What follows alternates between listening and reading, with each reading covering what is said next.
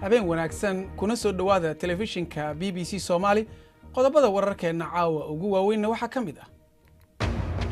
maxkamadda dambiyada caalamiga ayaa eegaysa wixii ay soo gudbiyeen dhibanayaasha Afghanistan iyadoo go'aansan doonta haddii la sameeyo baaris dambiyada dagaal BBC-dana waxay la hadashay dadkaasi rajada ay ka qabaan in ay cadaalad helaan تعليل لأنت محل لقى برنكرا وحصعد الدال عالمي أو ديرد اللي قصاريو لما بقول يلحد مليون أو عرور أو حقوق أساسية عبد الجامع أو كوبود كوليجا نافذة وعيارة كوحدة بريتن أيان وربحين إذن كجهينا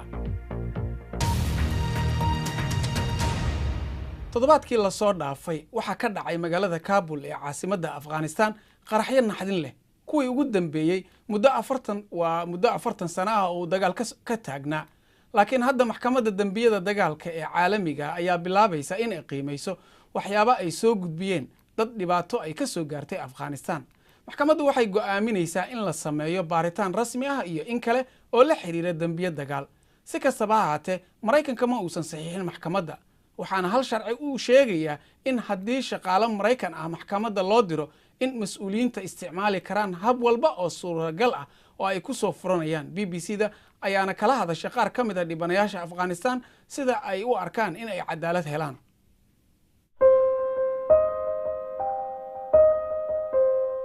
kaamarooyin isbitaalka ayaa duubay markii bam xoog badan oo Taliban ah uu ka qarxay banaanka xarunta booliiska oo 100 ka badan ay ku dhinteen waa mid ka mid ah dambiyada bini'aadanimo ee ay ku galayaan waddanka Afghanistan kooxo badan oo kala duwan ICC ayaa go'aaminaysa inay amarto baaritaan kaasi oo keeni kara dacwado in lagu soo oogo xubno sare oo ka tirsan Taliban saraakiisha hay'adda CIA iyo madax sare oo ka tirsan dowladda Afghanistan Samara oo 32 jir ah waxay xarun agoon uga shaqaynaysay cunto kariye waxaa lagu dilay qarax kale oo Taliban ay ka sameeyeen bishii July Kabul waxaan telefishinka ka arkay inuu dhacay qarax ismiidaamin ah waxaan isku dayay inaan taleefanka ka waco nin boolis ah ayaa iga qabtay wuxuu ii sheegay inuu taleefanka ka helay goobtii uu qaraxa ka dhacay hadda gabadheeda Fatima oo 17 jir ayaa doonaysa in ay maxkamadda dambiyada caalamiga ay dacwad ku soo oogto Taliban way ka niyad jabsan tahay mas'uuliyiinta Afghanistan markasta oo ay sheegaan inay soo xireen qof oo ay maxkamadda soo joojin doonaan haddana waa iska sii daayaan maalmo yar kadib qaraxyadana waa ay iska sii socdaan laakiin in Fatima ay cadaalad u hesho hooyadeed waxa ka horeysa in la soo cadeeyo dadkii mas'uulka ka ahaa kadibna la soo xiro waxaa laga rabaa inaad Taliban qabato ama aad soo qabato shakhsiyaadka aadna dacweyso waxaadna u baahan tahay caddayn qaab waraaqado ah iyo caddaymaha goobjoogayaasha iyadoo hanaanka ururinta ee hay'addan aan lahayn booliska gaarka ah ay u muuqato arrin dhibaato ah baaritaanada la soo jeediyay waxay eegayaan dambiyadii la galay ilaa 2003 waxaa ku jiri kara maxaabiis laga qabtay Afghanistan oo Guantanamo Bay la geeyay qaar badan markii hore waxa lagu hayn jiray xarunta Bagram ee duleedka Kabul kooxda Reprieve ee u ololaysa ayaa dacwado u gudbinaya ICC iyagoo 3 qof matalaya we're seeing all manner of abuses including waxaan arkaynaa wax walba xadgudub ah oo ay ka mid yihiin hubka ruushka rag lagu hayo goobo aan wanaagsanayn maalmo lana quusiyo biyo qabow xubintooda taranka oo la weeraray taasi oo ah xadgudubyo dhab ahaantii wax u dhimaya ragga maskaxiyan iyo jimsi ahaanba waxa muhiimka ah in haatan la xasuusto ayaa ah in tacdiyadan ay geysteen saraakiisha ugu wanaagsan uguna sareeya saraakiisha Mareykanka ayaa ku tilmaamay baaritaanka la soo jeediyay ee Afghanistan mid aan la fasixin oo aan la sababayn karin waxa suurtagal ah in qofka ugu weyn ee dambiga lagu eedeynayo yahay General Abdulrashid Dostum madaxweyne ku-xigeenka hadda ee Afghanistan oo ay haystaan eedeymo 10 sano xadgudubyo la xiriira waxa uu hadda masaafuris ku joogaa Turkiga kadib eedeyn aad u culus dhamaadkii 2016 Ahmed Ishji oo siyaasadda isku hayeen ayaa sheegay in amarkiisa lagu garaacay laguna faraxumeeyay 10 nin ayuu ii soo diray oo i faraxumeeyey sawirray iga qaadeen qori AK ayay dabada iga geliyeen xanuun aan la qiyaasi karin ayaan soo maray rajo kama qabo in dawladdu ay cadaaladda hor keeni doonto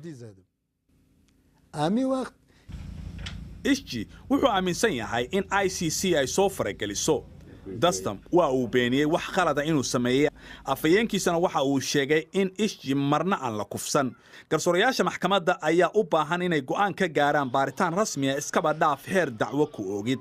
laakiin Afghanistan waa dal dadkiisu ay u hamuun qabaan isla xisaabtan sanado badan oo dagaala kadib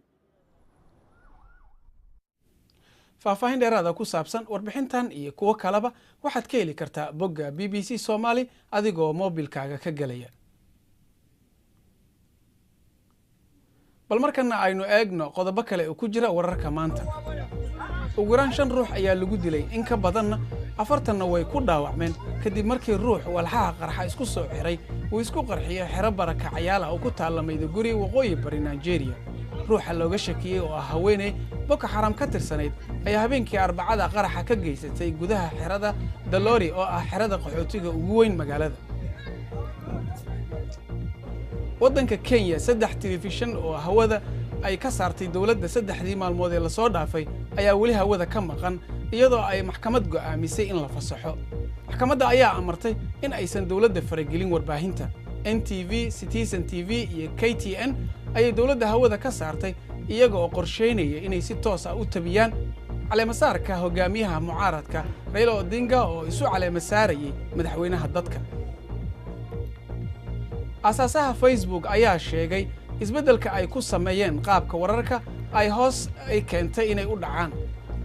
Mark Zuckerberg ayaa sheegay intaasi ay tahay in qof waliba uu adeegsaday 1 saac iyo bar muuqaalo tiro yar iyo in aad loo hubiyo xayeysiiska ayaa dhawaan la soo rogay si walxaha la qabto oo beenta ah iyo waxyaabaha kalena la dhiirigeliyo ka mid tahay adeegsi waxtar leh mas'uul sare oo ka tirsan qaramada midoobay ayaa sheegtay in warbixinada xabaalo wadareed Myanmar ah oo ay ku jiraan meydadka boqolaal muslimiinta Rohingya ah ay u muuqdaan xasuuq madaxa gaarka qaramada midoobay ee Myanmar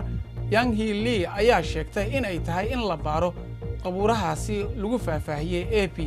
dawladda Myanmarna waxa ay beenisay warka sheegaya dil wadareedka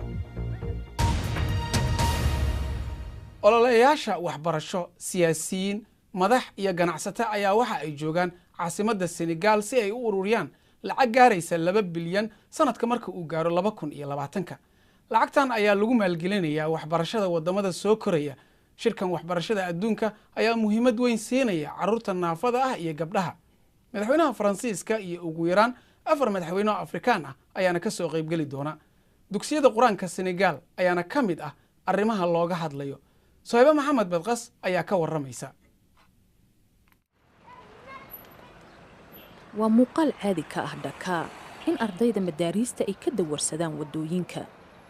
intooda badan waxa ay ka yimaadeen baadiyaha waalidkood waxay u maleeyaan inay baranayaan waxbarasho diini ah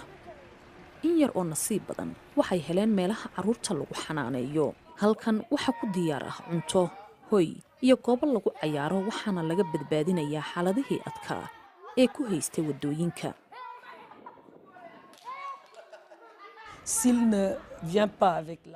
haddii uusan keenaynin lacagtii looga baahnaa waa la garaacayaa dhab ahaantii carruurtan si xun ayaa loola dhaqmaa waxay u baahan yihiin jaceyl naxariis iyo in ay qoysaskooda la joogaan taasi oo ah xuquuqdooda dadka ka shaqeeya xuquuqda carruurta ayaa ku doodaya in dawladda aysan wax badan ka qaban nidaaminta madaariista qur-aanka iyo in ay hirgeliso sharci diidaya tuugsiga xeer lagu casriyeynayo madarasooyinka ayaa la qabyo qoray sanadkii la soo dhaafay balse weli sharci ma noqon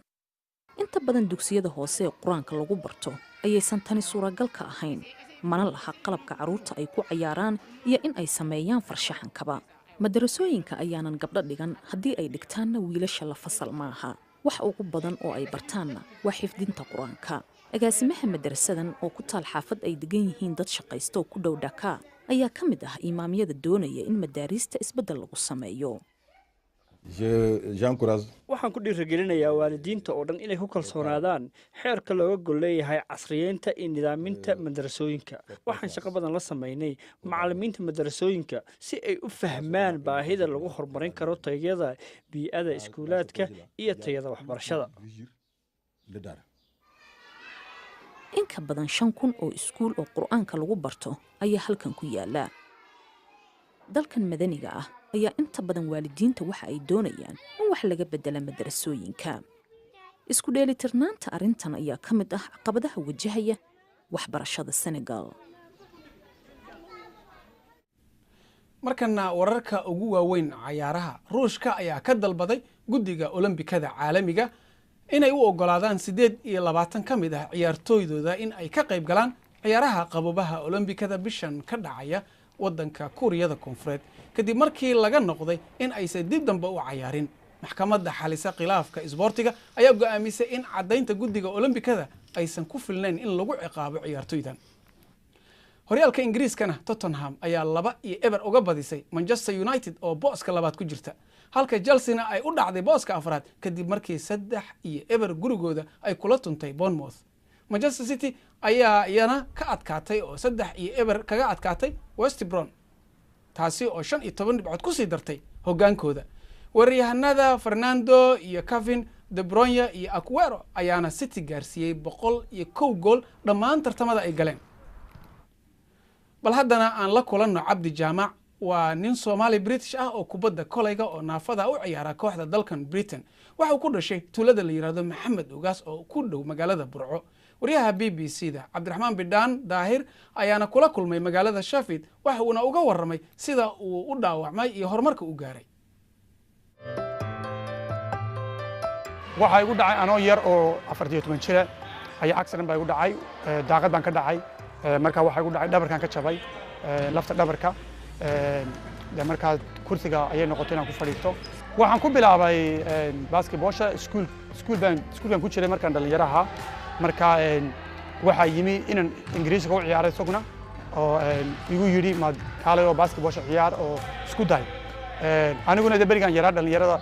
kubadda waan jeclaa, kubaddan ciyaari jiray, xariifan kubadda ku ahaa, basketkana waan ciyaari jiray. laakiin qofku markuu wax ku dhacan sidaas oo kale oo naftaada isbedesho, alxamdulilah waxaan helay basketball aan ciyaari karo, marka saasaan isugu dayay. marka alxamdulilah hadda halkan baan jooga. horta reer baan leeyahay marka ugu horeysa, alxamdulilah xaasna waan leeyahay, inan yarna waan leeyahay. marka badanka reerkaan caawiyaa, maxaa tidaahaa iskala joogaa, badankana waan maqanahay, marka trainingan ku maqanahay, maxaa tidaahaa basketballtan ciyaaraya intaa soo saacaddu maaragtay heli maysid inaad la joogtay reerka badanka. markaan saacadda iska aan fasaxahay aanan basketball ciyaarayn, reerkaan iskala joogaa, salaadan tukadaa, ma ilaawo salaadayna ha ilaawina. kuwa football karta ma gaadhin, kuwa footballka ciyaara ma gaadhin weli, laakiin alxamdulilah wixii ilaahay ku siiyey waa lagu shukraa. dhalinyarada qurbaha waxaa jira horta barnaamijyo badan baa ka jira oo dhalinyaradu ay xagga khaladka gelayaan,